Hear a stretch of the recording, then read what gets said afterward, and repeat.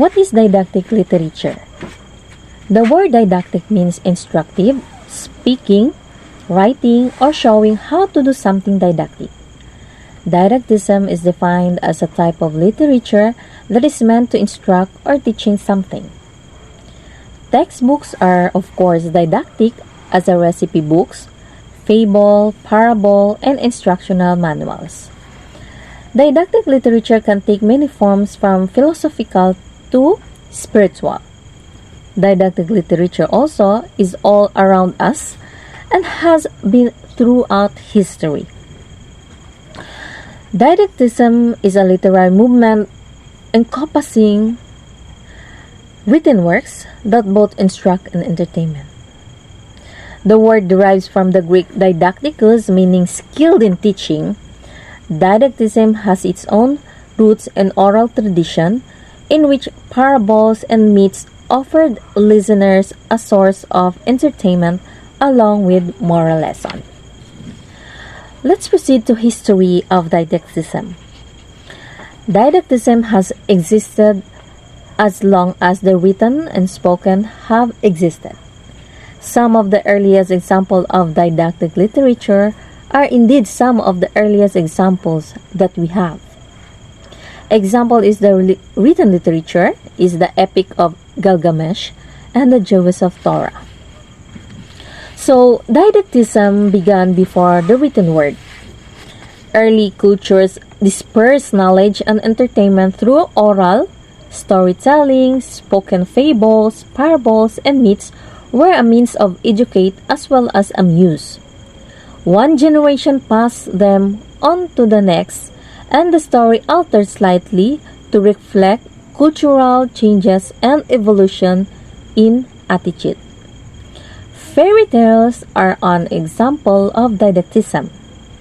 They started as an oral tradition and eventually passed from culture to culture, with each society putting their own spin of tales to ensure captured their community norms.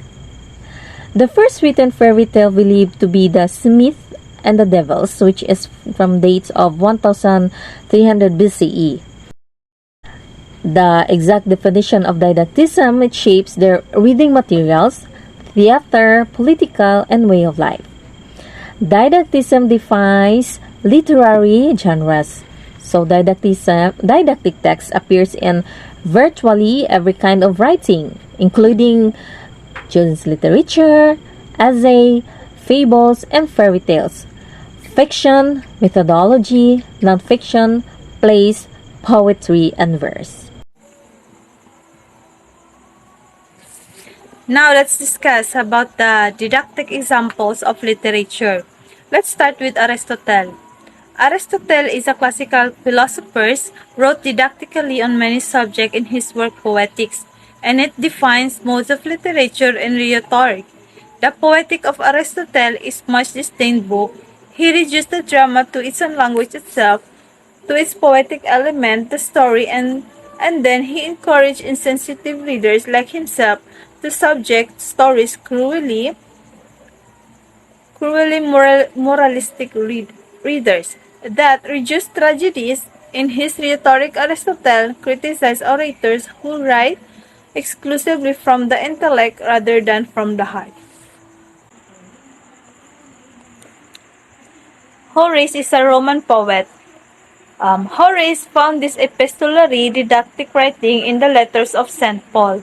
In the Christian testimony, the letter of St. Paul to the Galatians, the 9th book of the New Testament, was authorized by St. Paul.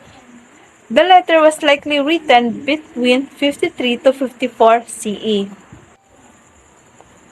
Now let's discuss the Pilgrims of John Bunyan. The Pilgrims of John Bunyan is one of the best didacticism example in the form of spiritual allegory. The poem describes a religious and spiritual journey of a man on the way to deliverance. The moral or didactic lesson that this allegorical poem intends to instruct is that the road to the heaven is not easy, and it's full of obstacles.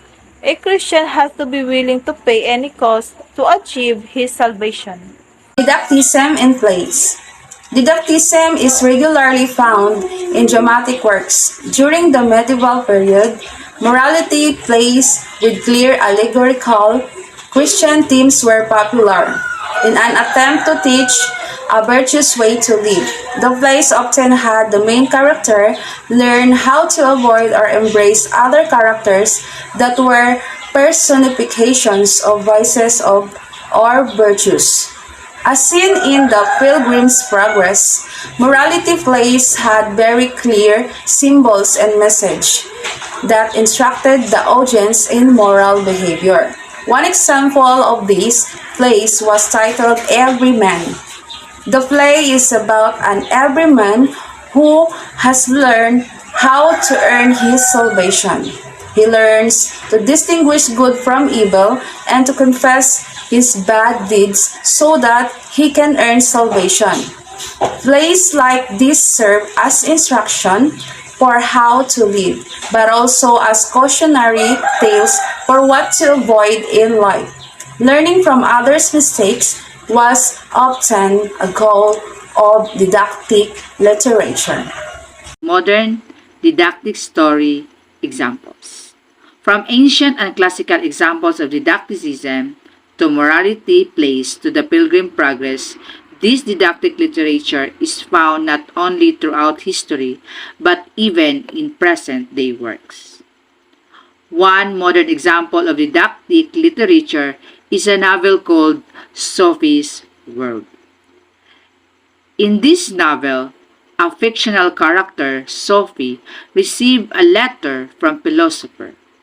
The series of letters teaches about the history of philosophy.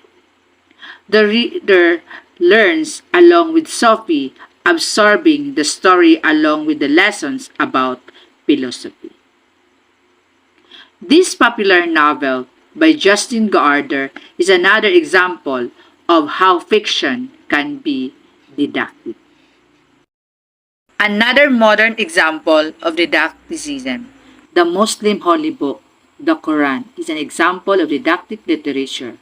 The stories told in this religious text serve the purpose to teach morality to its religious followers. In addition to the Quran, the Bible can also be seen as didactic literature because its primary purpose is to persuade and teach readers to live moral lives. The famous sermon entitled Sinners in the Hand of Angry God by John Edwards is another example of didactic piece of writing. This sermon was given order to scare his listeners of the hell they would face if they didn't accept Christ and ask for salvation. The function of didacticism in literature is the purpose of didacticism is to give readers a way to better themselves. This type of literature is written in order to give the audience a specific moral conduct, advice, and is oftentimes aligned with a spiritual or religious belief.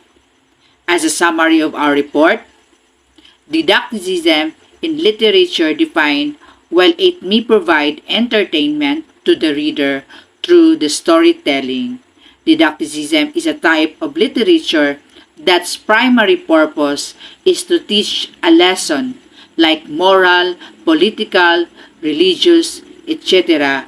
to the reader. Thank you for listening and good morning.